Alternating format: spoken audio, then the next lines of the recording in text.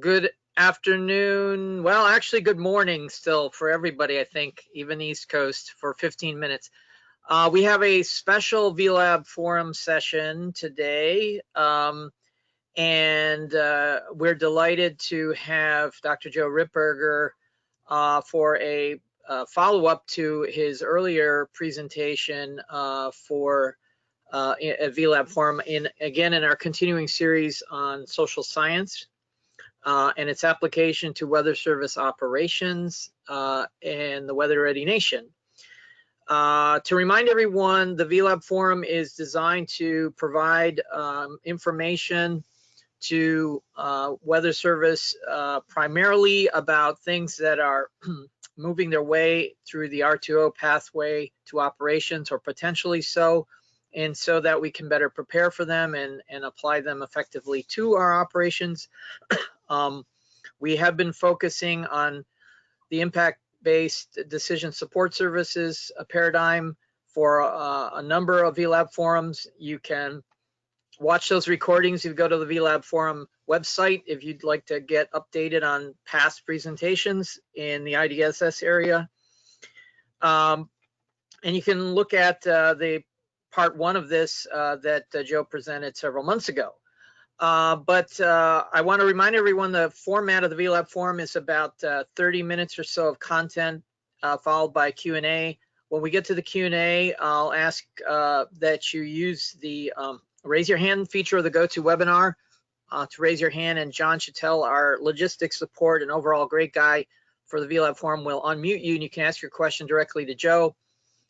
Or you can use the chat feature to type in your question, in which case John will relay that to Joe on your behalf, or actually Joe can probably read it himself as we go. The VLab forum has been 100% virtual since COVID started back in March, and we continue that today. The snow is falling on the East Coast. Hopefully the weather's great wherever you are. Reminder that the session will be recorded, is being recorded, and John Chattel will upload it to the VLab forum webpage for you to share with your friends or family, or view again at your leisure per whatever need you may have. So without further ado, I'm going to hand over the controls to Jen Sprague, Weather Service Social Science Crosscut Lead, to introduce our speaker. Great, thank you, Steve. I'm really excited to have Dr. Joe Ripberger here with us today. It is part of a social science weather service STI funded effort on really trying to get at the best way to convey probabilities and uncertainty. It's based on research guided recommendations. And I know that many of you were with us in May when he gave us the first preliminary kind of findings that were coming out of some of the literature review, and just delighted to have him here today. It's not a duplication of the May discussion, but it is an opportunity to hear some of the final results. The final presentation will be delivered later this month, and looking forward to having that. And without further ado, because you guys don't want to hear from me, you want to hear from Dr. Ripberger on some of his findings. So Dr. Ripberger, thank you so much for being here. And without that, I kick it over to you. All right, that sounds great. Thank you so much, Steve, for the opportunity to be here, and thanks, Jen, for the excellent introduction and the opportunity to do this research. As you said, today I'm going to talk about risk and uncertainty communication using probabilistic information, and I'm going to present results from a systematic review and assessment of existing research. This is part two of a two-part series, so those of you who stuck with me last time will hear a little bit more about some of our results. But I'm just one of many people who have worked on this project. I've been the lead on it, but my lead graduate student, Andrew Bell, is responsible for an awful lot of the content that we're going to talk about today, as well as Carol Silva and Hank Jenkins Smith, who work at the lab at the University of Oklahoma with me. So to jump into things, the basic motivation for this project, as you guys are all aware, is that probabilistic forecast information is rapidly proliferating. And this has injected a new wave of uncertainty into the forecast and warning process. Most scientists, especially social scientists, agree that this is a positive development, But incorporating probability information into risk communication can be challenging because probabilities are notoriously difficult to communicate effectively to lay audiences. And in particular, we wanted to know for this project is what the research literature says about the best way to include probability information in risk communication. And more specifically, what is the evidence base for the different practices that we might pursue? So this project generally uses something called a systematic review, and I'll explain a little bit more about the systematic process here on the next slide. But we conduct a systematic review of research literature on the inclusion of probability and uncertainty information in risk messages. The project began on August 1st, 2019, and the project will wrap up with a final report that we will complete by the end of this month. The deliverables include a bibliographic archive of relevant research with topic tags and summary notes. So for anybody that wants to really dig in and get a better idea of what all the research that we looked at, you will have access to this bibliographic archive. Second, it'll include a summary report that highlights existing knowledge, gaps, priorities for future research, and recommendations to assist in the practice of communicating uncertainty and probabilities. And then last, it'll include a presentation to NOAA and NWS partners, such as the presentation that we are doing right now. And a bonus deliverable, one that we weren't sure that we were going to have as part of this project, but it turns out that we have had time to work on, is the development of an interactive website that will provide dynamic and up-to-date information in the review process. And I'll talk a little bit more about what that website looks like towards the end of the presentation today. So for those of you that are unfamiliar with what systematic reviews are, sometimes instead of the word systematic review, we call them meta-analyses. But a systematic review is basically a type of literature review that uses a transparent and replicable methodology to identify relevant research from past studies, evaluate results from those studies, and synthesize findings, both qualitatively and quantitatively, so that we can summarize what it is that we collectively know about a particular topic. And there are several steps in a traditional systematic review. And here you will see the first 6 steps are common to every systematic review. The first step is to define the study domain. In this case, the study domain is the use of probabilistic information in risk communication. The second step is to search for and identify relevant studies. The third step, extract key topics, questions, methods, and findings from those relevant studies. The fourth step, evaluate the quality of those studies. So we all know that different studies are done using different methods and techniques, some of which are higher quality than others. The fifth step, analyze and combine the studies to identify common topics, questions, methods, and findings. And then the sixth step is, after you have identified some of these common topics and findings, we have to synthesize how certain we are about each of those findings. And then seventh, and this is a step that we have taken in this review that traditionally is not taken in systematic reviews, is we then collectively assess the common findings to develop recommendations to assist in communicating uncertainty and probability in the weather domain. And in some ways, this was the most difficult part of the process because, as I'll talk about later, it requires some subjective judgment on our behalf about the types of information that might be most relevant to you.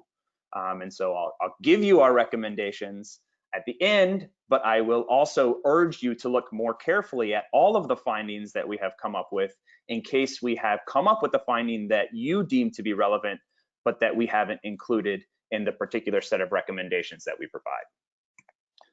So I'm going to go over very quickly the first 4 steps because those are things that we talked about in the previous presentation. If you have questions, I'm certainly happy to answer those questions at the end of the presentation today. I've already told you what the study domain is, and so now I'm just going to tell you briefly about how we went through and searched for and identified relevant studies. We used a 3-pronged search methodology, including electronic search databases, especially ProQuest, Web of Science, and EBSCO Academic Search Elite to find potentially relevant studies. We also relied on previous literature reviews. There were 8 previous reviews of the literature in this area that we used to identify potentially relevant studies. And then we used something called citation chains, where after we started with our seed set of studies, we looked at all of the references in those articles and all of the references to those articles to figure out research that might be of relevance to this project. As we were identifying potential relevant studies, we used 3 inclusion criteria to make a decision about whether or not to include that study in our review. First, was it original research? Second, did it directly study the communication of specific uncertainty or probability? Third, did it use a replicable, primarily quantitative methodology? There are many studies out there that provide very interesting results, but those results are not reported in a replicable way. And so for a variety of reasons, we've decided not to include some of those studies in this review. Here's just a quick picture of the studies that we were able to identify as relevant to this review. You will see that we started with a set of 57 studies. From there, we got 115 from the references in and 140 in the references to, ultimately settling on 321 separate studies, mostly academic articles, that speak to questions about the inclusion of probability information and risk communication. I want to note, however, that we view this as a systematic and living review, and every week there are new articles that are published that are potentially relevant to this domain. And so we are continually scanning the literature for studies that we might include in future iterations of this review. Next, after we identify the relevant studies, we have to extract key topics, questions, methods, findings from relevant studies. And this is really where a lot of the grunt work comes in. This is where we create a massive database where we have every single study, and I should note that some articles include multiple studies. So we have a database that has every study that was included in our review, and we have documented all sorts of information about that study, such as where we identified the study, what type of study, was it a survey, was it an experiment, was it a quasi-experiment, the number of participants, whether they were students or whether they were average members of the public, medical professionals, etc., all the way up through what were the primary measures that they used, what were their results, how do we summarize their findings. And this was really the beginning. This was the creation of the data set that we ultimately use to perform the more synthetic meta-analysis. After that, we had to evaluate the quality of each of these studies. So if you go back here and look at each of these rows that indicate information about a study, we have to figure out a way to say, for each row, was this a good study? Was this an okay study? Or was this a bad study? And so what we did is we used 3 indicators of quality. We used an indicator called external validity. Was the sample size that they used large enough, and were their results generalizable to the US public more broadly? We looked at internal validity, and here we were focusing on confidence and causality, right? There are some studies that do experiments, and in those cases, you can pretty confidently conclude that a particular risk communication strategy has a particular effect. In studies that are more correlational or observational, you don't have that capacity to connect a risk communication strategy as directly to an outcome. And then last, and perhaps most importantly, we looked at domain validity. Many of the studies included in our analysis were specific to the weather domain. Others were specific to climate domain, and in particular, climate change. And there were a lot that were related to health and insurance and other industries. And so we assessed the domain validity by looking at how closely related it was to the weather domain. And then we used a 3-point scoring system for each of these indicators, low, medium, and high. And then we averaged across those to come up with an average validity scale for each of the studies that ranges from 1, meaning that this study has low validity or low quality, and 3, meaning that that study has high validity or high quality.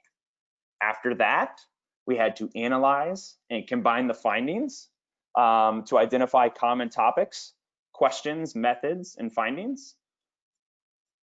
And here is a list of the common topics and subtopics that we were able to define in this 300+ set of articles. A large group of studies focused generally on public understanding and use of probability information in decision making. And within this category, there were some studies that focused specifically on how members of the public understand and use probability information to make decisions.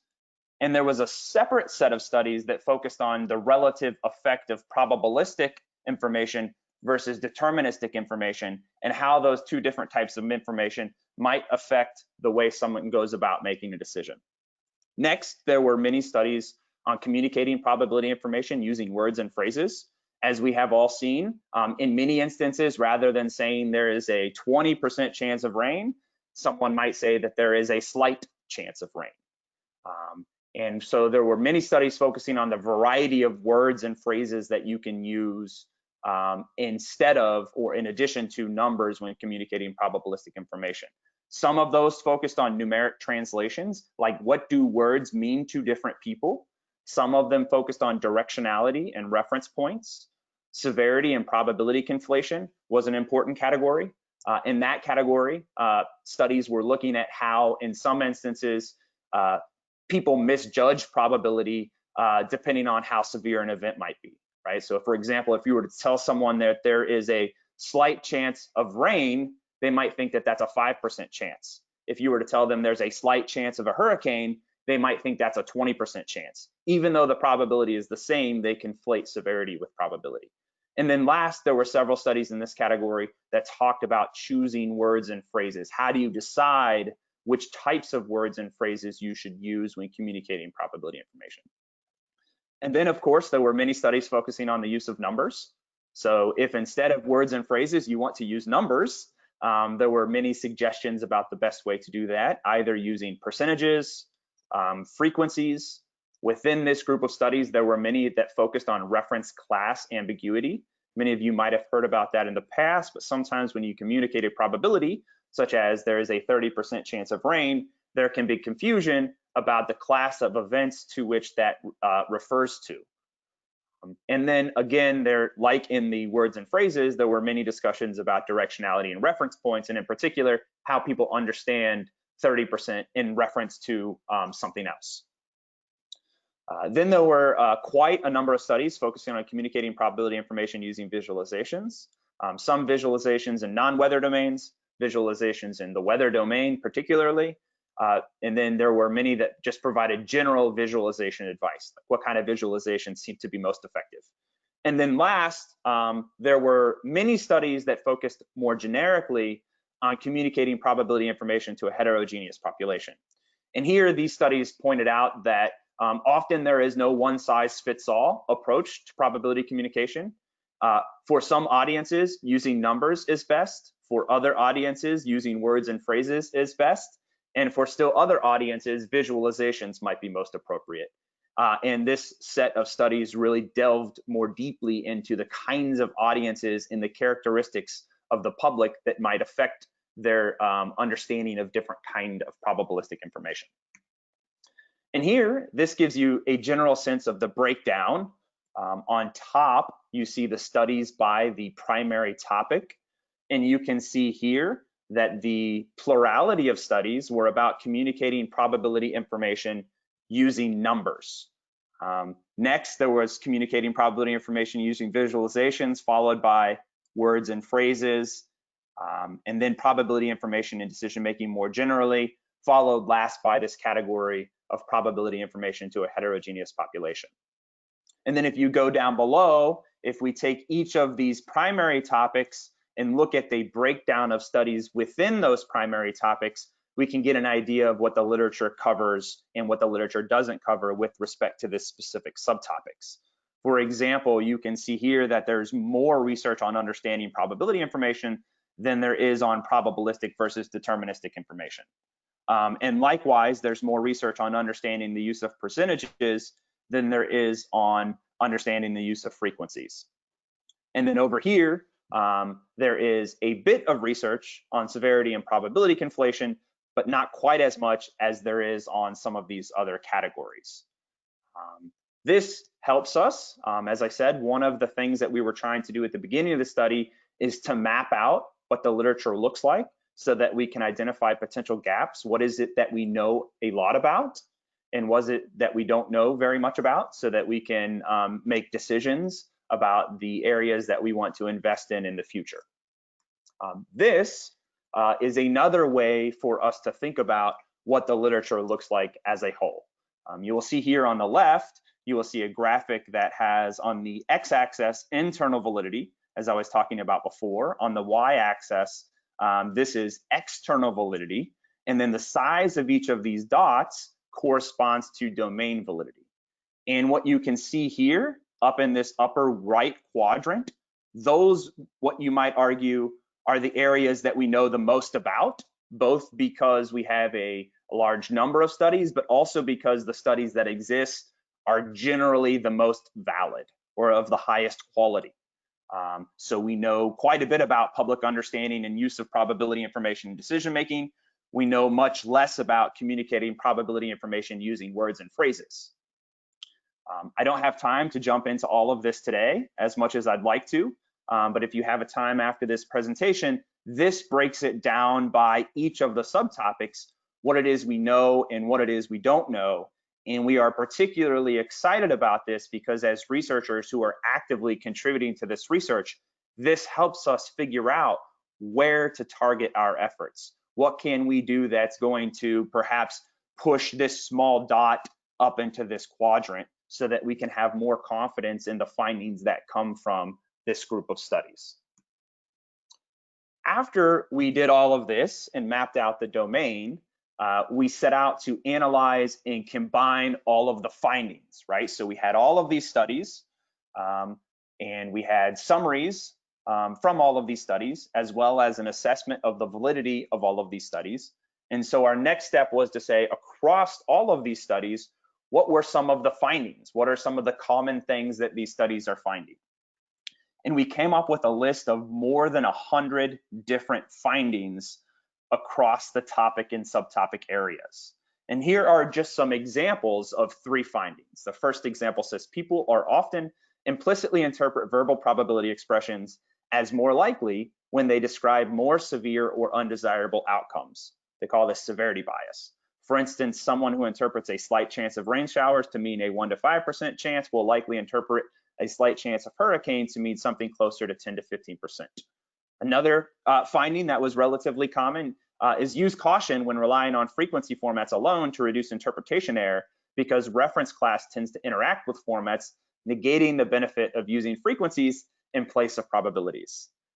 And the last one says through confidence intervals, though confidence intervals are usually meant to denote the probabilities that are normally distributed about a mean, right? That's how we scientists normally think about confidence intervals.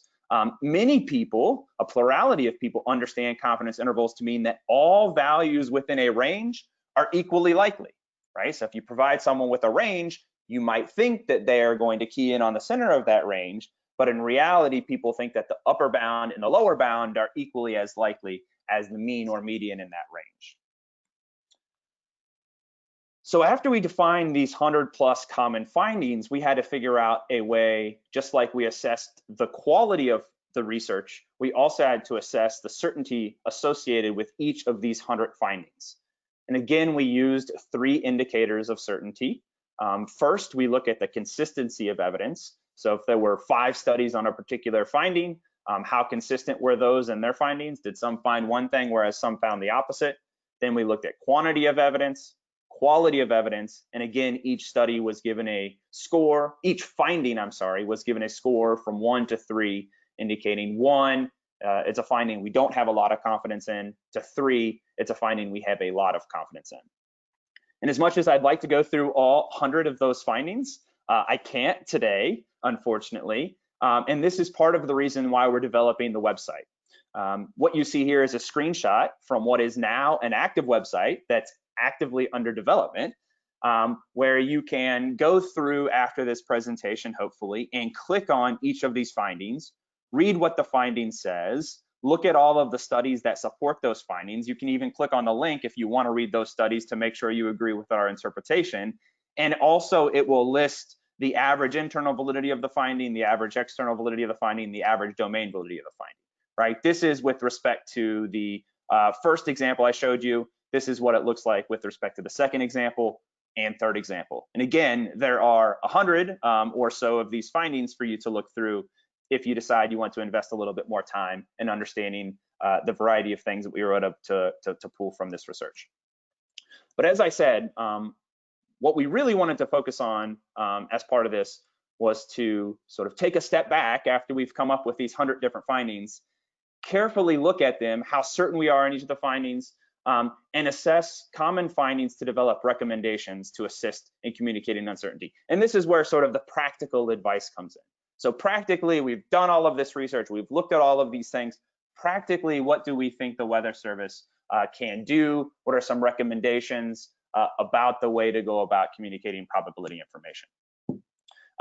This is what I said at the beginning, probably the most difficult step in the process, because we had to decide which of the core findings are certain and relevant enough to support a recommendation. And here, relevancy is the primary challenge.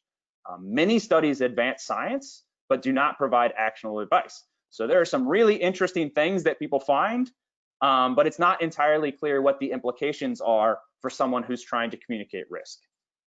And in addition, many studies provide actionable advice, but advice on things that are not especially relevant to the Weather Service, such as how to communicate how long someone has to live if they were to contract a particular disease or something like that, and the probabilities associated with that lifespan in the health domain. We decided to pick the core findings that we believe are most relevant to risk communicators in extreme weather and climate domains. And while we have extensive experience working with folks in this community, we obviously cannot know or define everything that might be relevant.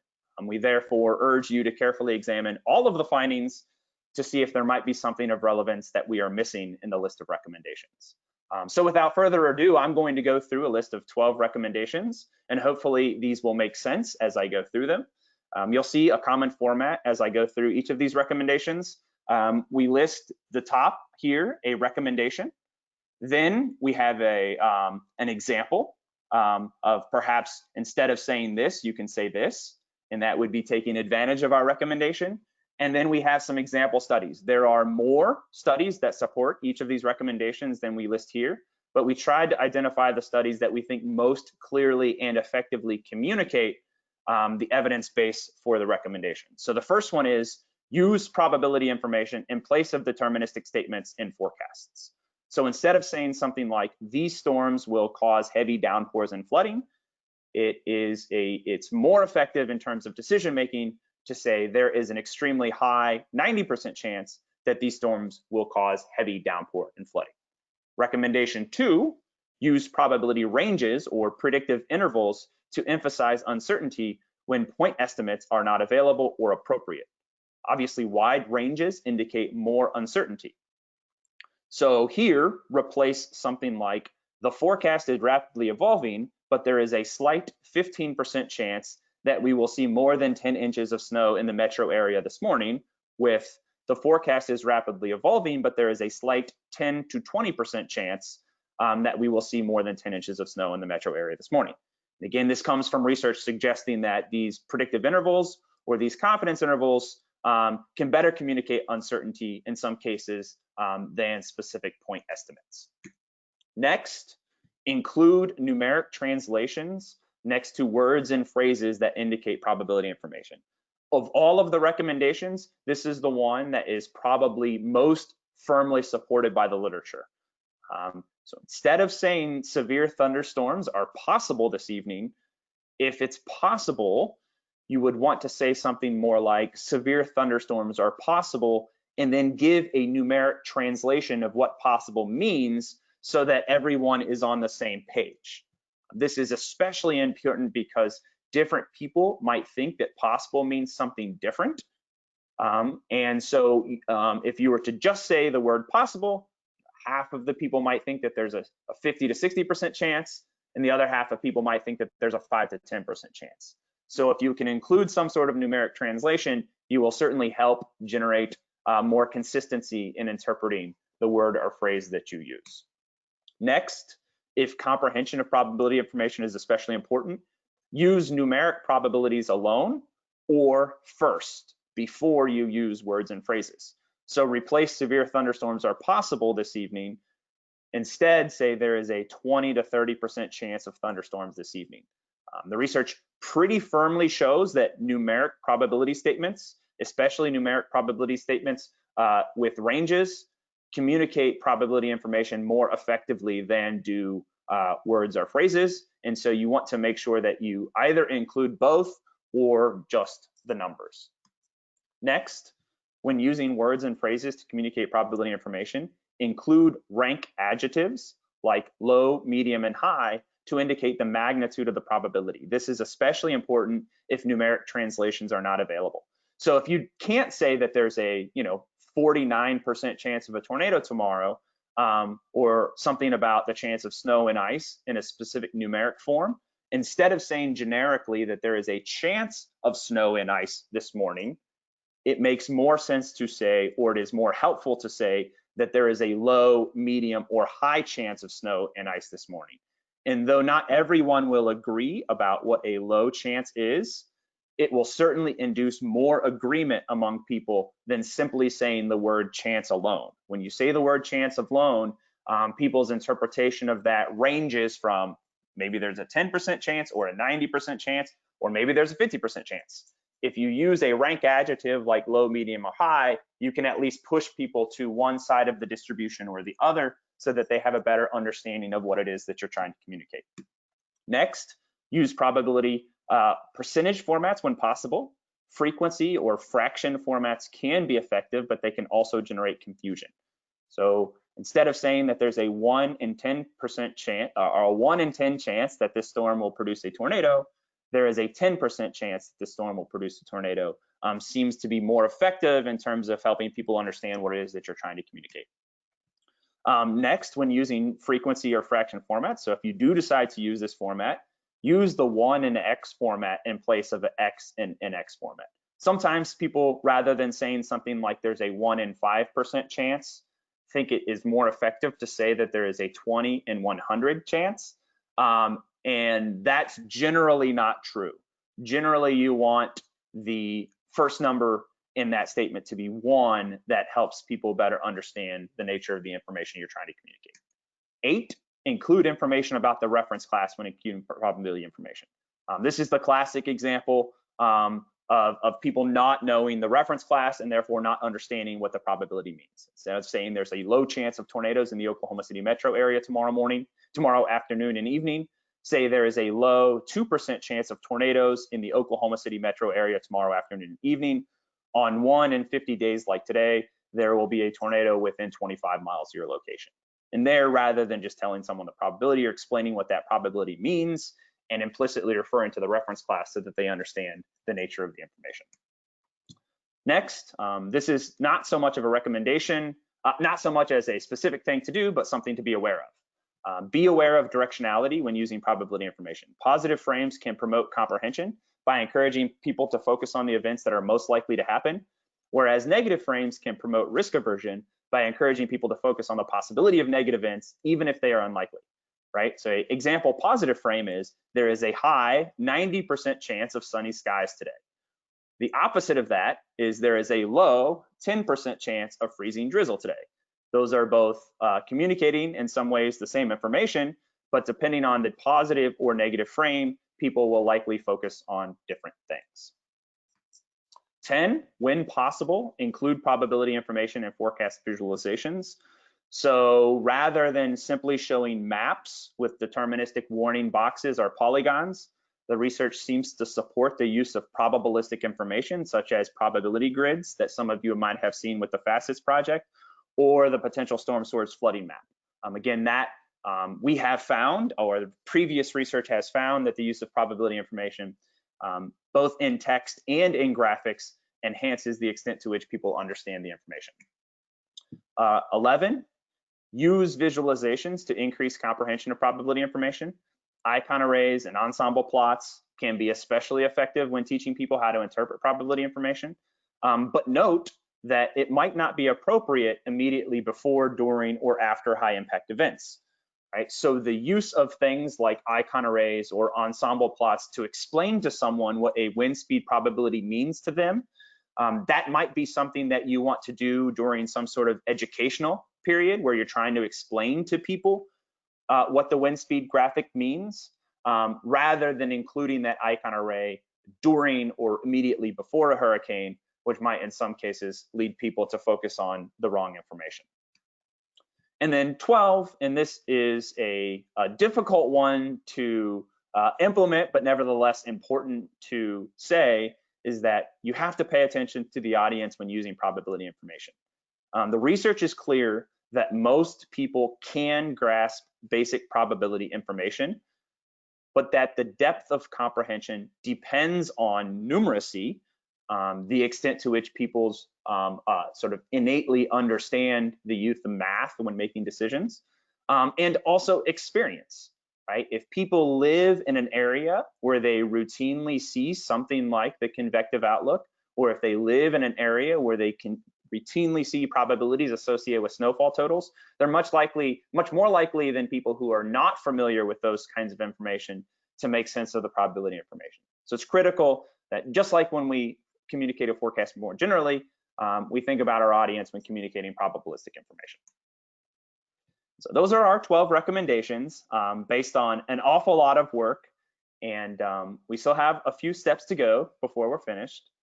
The first is to finalize a summary report that highlights the existing knowledge gaps, priorities for future research and recommendations to assist in the practice of communicating uncertainty and probabilities.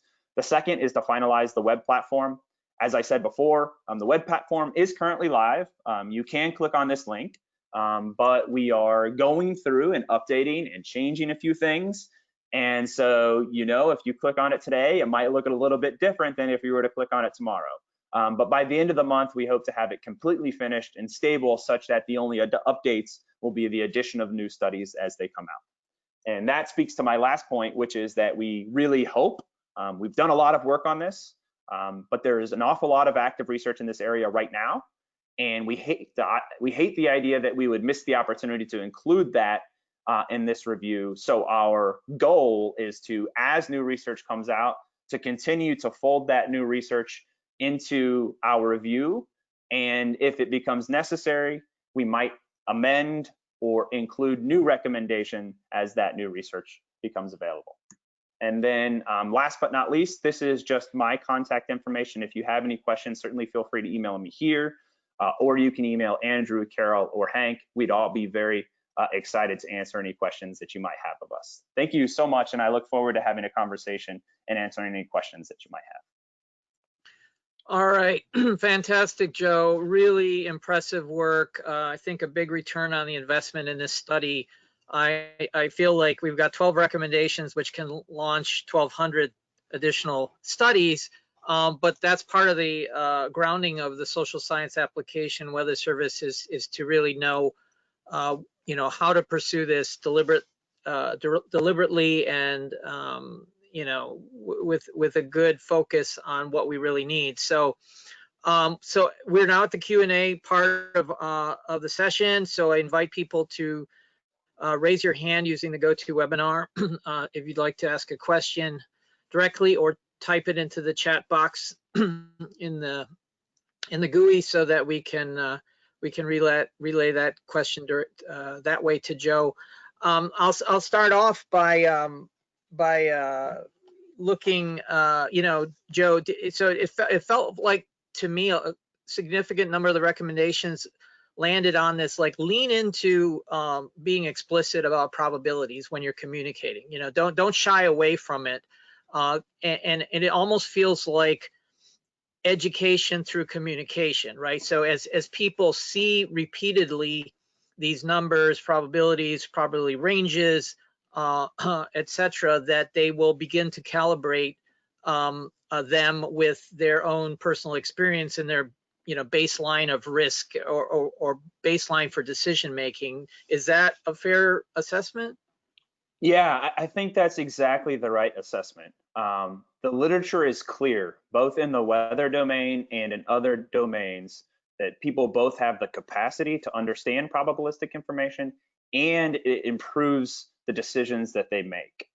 And so I think that as a weather enterprise, for a variety of reasons, we have been somewhat hesitant to communicate that information out of fear that perhaps people won't understand the complexities. Sometimes we might feel like we don't want to communicate numbers because that indicates a level of precision that we're not comfortable with. Sometimes we use words and phrases just out of habit. And I think that to the extent that we can, I think you're exactly right. It makes sense for us to lean into the inclusion of this information. It might require a little bit of training. It might require a little bit of sort of off-season explanation of, hey, what does a 5% chance mean? Or what does a 1 in 30% chance mean? But the research is pretty clear that is the direction to go if we want people to make more informed decisions. Okay, thanks. So one of the reasons I believe that we haven't done this is that in order to systematically lean in, we kind of all have to get on the same page, right?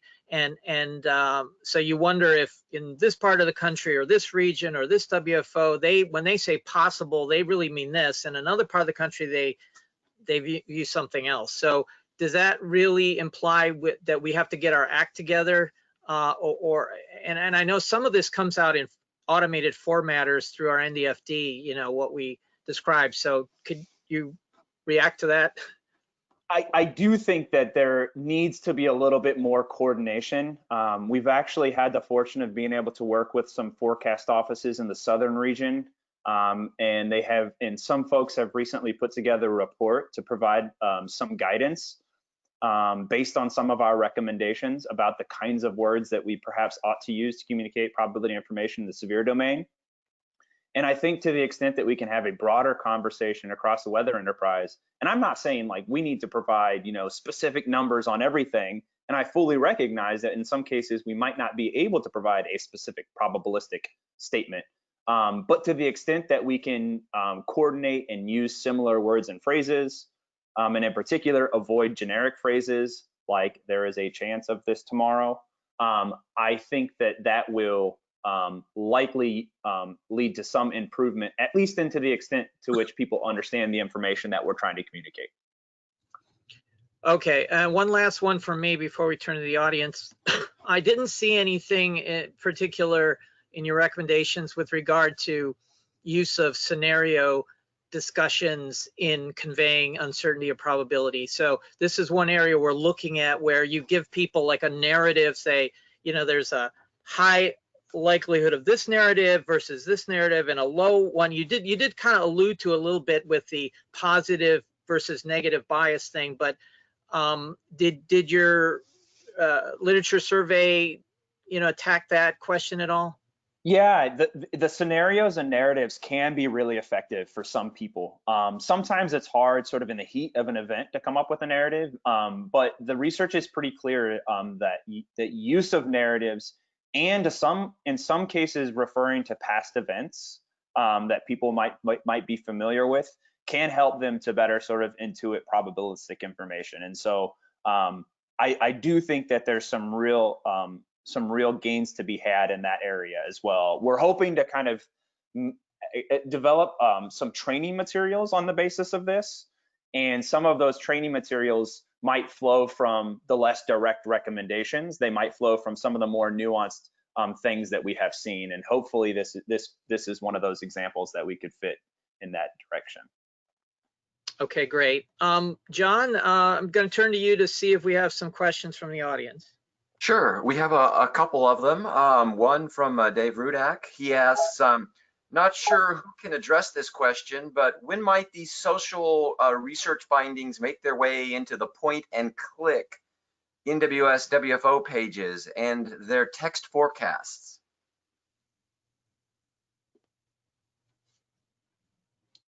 I will say I'm definitely the wrong person to answer that question. It would be interesting if Steve, you or someone else could talk a little bit more about what that process would require. Well, we have a this would go through our requirements process, which is managed by our Office of Analyze, Forecast, and Support, and would play itself out there, being officially blessed through our Mission Delivery Council is kind of my short answer to it. So we'd have to work with our partners in AFS to put something forward that would result in that kind of a change.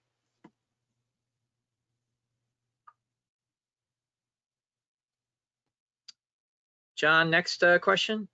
Yeah, sure. We have Daniel Brown. He asks, and I think he's looking for some just comment from you on his comment, which says, regarding recommendation number 4, I do have some concern providing specific probabilities when communicating high impact, low chance events like storm surge, indicating to the public that the risk of a life-threatening storm is only 10%, but yet they should evacuate, or evacuation seems counterintuitive. Yeah, I think that is an excellent point. Thanks, Dan, for bringing that up. And this is one of those examples of, in some cases, we might decide that we don't want to use a probabilistic statement, or we don't want to use a number. We want to use a word that communicates that probability. But as long as we're clear in what we're trying to accomplish and why we're trying to accomplish it, and are reasonably consistent in trying to do that, I think it makes sense.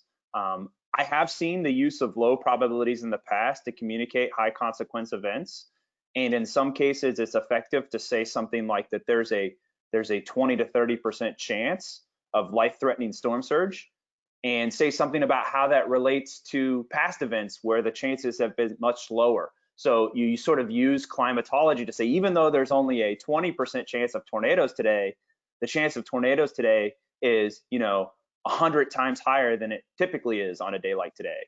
And so I think that there are ways to help people understand this information, but sometimes in the heat of the moment, we certainly have to make judgments about the words or numbers that make the most sense in the context that we're trying to communicate.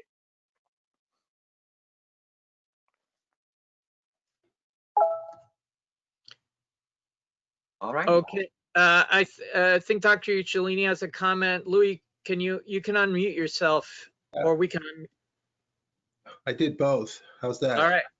Okay. So first of all, Joseph, thanks for this report out. Really thorough, solid foundation for moving forward. I got 2 comments. One, that bias toward extreme events and how we have to be careful there. Core users with deep relations have a bias to it. They want to know that extreme events, and they'll plan for it by design. So we got a mix, in terms of general public and that. So I just wanted to add that to the challenge.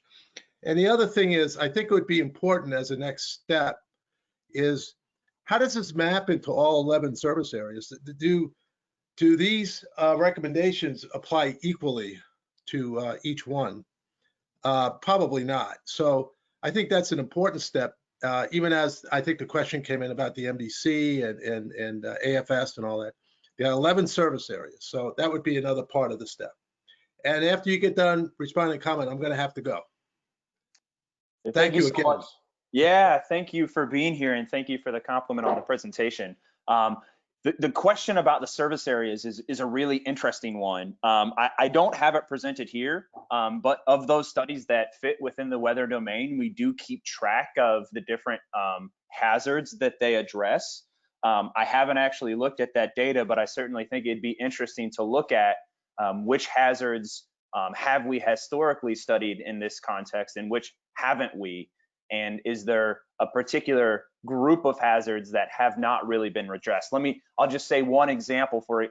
Wildfires is something that I have been increasingly interested in, and there's very little research on sort of communicating wildfire risk in a semi-probabilistic way.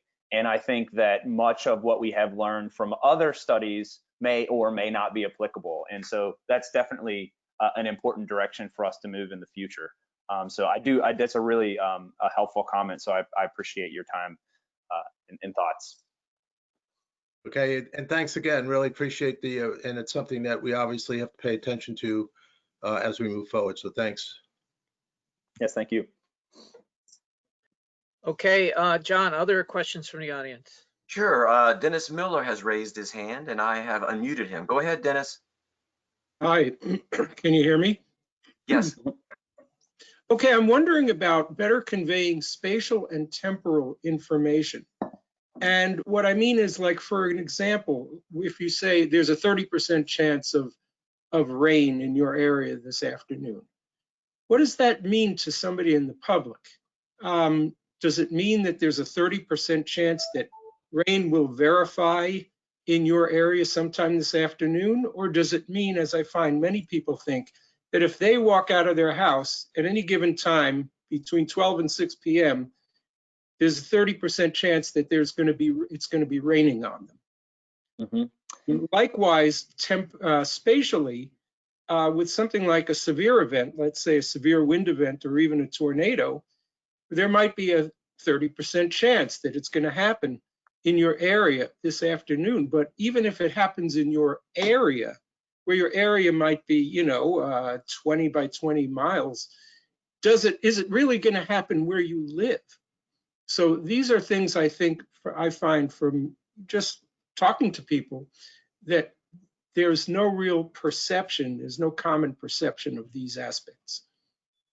Yeah, that's a really good point. That's something that we have we're starting to look at in other contexts, but especially when we think about the concepts like the facets concept, where we're trying to provide sort of temporally evolving and spatially evolving probabilistic information. I think that many people don't intuitively grasp the idea that as you increase spatial or temporal resolution, probabilities go down, even though your risk might actually be going up, because you move from a larger spatial scale or a larger temporal scale to a smaller scale. There's some discontinuity in the way that probability is calculated, and so it might seem to you like your probability has gone down, but in reality, your risk has gone up. We have seen in the context of severe weather, for example, some colleagues of mine here at the University of Oklahoma, they've been looking at this idea of probabilities that people can feel, right? And they're trying to figure out if you were to communicate the probability of a tornado tomorrow, right? If you were to use a spatial scale of 5 miles, you likely will have such a low probability that people won't really sort of think about what that probability means to them, right? And so then if you were to increase that spatial scale, you certainly increase the probability, but to some extent, increasing that spatial scale too much then makes it less relevant to a particular person if you tell them that it's within 25 miles or 55 miles. And so we have been trying to figure out the best way to kind of come up with a spatial scale and a temporal scale that will produce a probability that makes the most sense in a particular context. And as you said, in the severe domain, that's different than in the hurricane domain. And that's different than in the storm surge domain. They use different spatial reference classes. And so I think that relates to Dr. Uccellini's comment before about how it's difficult to come up with a standard across all of the hazards. But yeah, I think you're absolutely right about the importance of understanding sort of spatial and temporal aspects with respect to this probability communication. And maybe it's the case that the average member of the public doesn't have to understand all of those idiosyncrasies. They just have to know that today you're telling me there's a 50% chance of this, whereas last time you told me that there's a 30% chance. And 50% chance is higher than 30, so that means that I'm more likely to see this happen today. And so I think that there are some ways that we can think about this, but certainly there's a lot of challenges ahead. Right. This is, thanks, Dennis, for that question. This gets into this line of reasoning where maybe we need to go further with when do people modify their baseline behavior to reduce their risk or their inconvenience assessment, and understand that in that context. Because if people don't change their behavior, then the probabilities, they're this thresholding question. So understanding that and how to communicate that so that they have the information they need to decide whether or not to do something different, it seems to be intrinsically tied to this question. And we really, I think we're just at the infancy to understand that. And the idea, you know, our legacy, I guess now under COVID, this actually may be true where people are spending, you know, 90% of the time at their home, right? But, you know, before COVID, the whole idea of a tornado warning implies that you're at your location, your home, and not mobile, you know, moving about the county or the state or something like that was kind of an antiquated concept. But now, of course, with COVID, it actually is true. But so it seems like we got to approach this question from multiple directions to kind of get a better handle on it. So you'll be gainfully employed well into your career, Joe. John, other questions? Sure. James Frederick has asked, including probability phrases with probability values can result in very lengthy and repetitive wording in products like the ZFP. Have there been any studies on the length of narratives and the audience losing interest since attention spans are short? You know, that's a really good, I'm not aware of particular studies in this context. It's definitely the case that in other contexts, the length of the narrative, people lose interest and they maybe focus on different parts of the narrative rather than read the entire narrative. I will say that one study that we have done as a companion to this project, but not specifically as part of this project, is we have looked at how people rate the reliability of a forecast. And so we randomly assign people to 4 different forecasts. One forecast just uses words, one forecast uses numbers and words, one forecast uses just numbers, and then the other forecast uses sort of a combination of words and ranges. And what we found is that the forecast that uses words alone but has no numbers or no ranges, people view that as the least reliable forecast, even if otherwise it's exactly the same. And so introducing numbers in some way, whether it's through the use of numbers in addition to words or numbers alone or ranges, that increases people's sense that you know what you're talking about. I think what we're observing in some of the research that we've done is that people worry when you just say that there's a chance of rain tomorrow, that means that you don't really know what's going to happen. But if you were to say that there's a 40 to 60% chance of rain tomorrow, that means to people that you have a pretty good idea what's going to happen tomorrow. And so, you know, obviously we have to think about those narratives and redundancies. And I'm really eager to look at this question about sort of fatigue in the narrative. But I think there's pretty solid evidence that for a variety of reasons, including this kind of information in addition to words, can be beneficial. Okay, another question, John? Sure. Matt Jeglum has asked, did your research touch on how we can best interact with forecast users to get at the information they most need so that we can tailor our probabilistic messages to specific thresholds? Yeah, we didn't really look at that. That's something that I'd be really interested in. I don't know how to exactly do that, but I have envisioned experiments in the future where we can give somebody something like a hypothetical, like phone application, or something that looks like that, and ask them to set up what they want their risk settings to look like. What kinds of things, if a snowstorm were approaching, what kinds of things would you want the hypothetical application to alert you to? And at what thresholds, both in terms of the amount of snow or the probability of some amount of snow. And I think it would be really interesting to look at the variety of choices that people make there, because that would then provide us with some more sort of concrete information on where people set certain thresholds and what types of people are likely to set different kinds of thresholds. But I haven't done that, and so I can't really speak to what those would look like. All right, thanks, Matt, for that question. And we're out of time. I want to thank Joe for bringing this to closure within the constraints and COVID and all that, and providing this very useful, I guess, foundational work really for a whole nother chapter or many chapters to come. And I want to thank Jen Sprague for shepherding it through to conclusion, and presenting it for greater consumption across Weather Service and NOAA. Really great work. And if you want to follow up with Joe or Jen, just hit them offline with an email, and I'm very clear that they'd be eager to respond and engage in offline dialogues. So really great work, more to come in our effort to improve our IDSS and Weather Ready Nation objectives and services as we move forward. So great stuff. Thank you. I want to remind coming up, this will be our last VLab forum for 2020.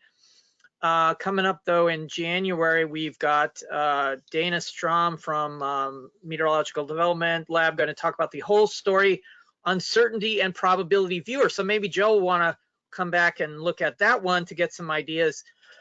And then in February, we got Brian Mrazka to talk about Florida summer probability of precipitation climatology, another probabilistic. And then in March, our first ever space weather talk at the VLab forum by Chris Balch on the NOAA's USGS 3D geodetic field model and its applications to solar weather prediction, or space weather prediction and alerts. Another very interesting, Louis mentioned 11 service areas. So solar space weather is probably a risk assessment that not people are in tune to making, but maybe they should, and there could be probabilities applied to that. So thanks everyone. Hope you have happy holidays and safe and prosperous new year. So take care. Thanks everybody. Thanks, Steve. Bye. Thanks.